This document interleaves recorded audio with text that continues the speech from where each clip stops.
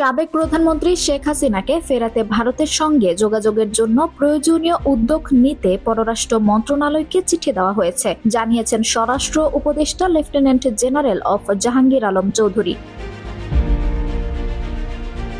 সোমবার রাজধানীর পিলখানায় বর্ডারঘাট বাংলাদেশের সদর দপ্তরে বিজিবি দিবস উপলক্ষে পদক দেওয়া অনুষ্ঠানে তিনি একথা জানান। তিনি বলেন, বন্দী প্রত্যর্পণ চুক্তি অনুযায়ী তাকে ফেরানো যাবে। এ সময় 2009 সালের 25 ফেব্রুয়ারি সংঘটিত বিডিআর বিদ্রোহের ঘটনায় তদন্ত কমিশন গঠন করা হয়েছে বলেও জানান স্বরাষ্ট্র উপদেষ্টা। তিনি বলেন, বিডিআর বিদ্রোহের ঘটনায় 7 সদস্যের তদন্ত কমিশন গঠন করা হয়েছে। গতকাল রোববার রাতে প্রধান উপদেষ্টা এতে সই করে দিয়েছেন।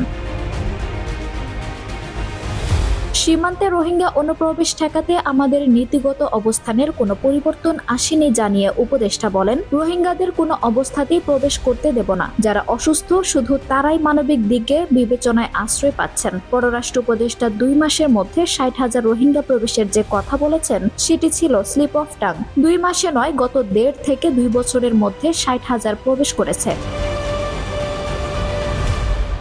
আঞ্জুম হক আরবি, টাইম নিউজ ডেস্ক।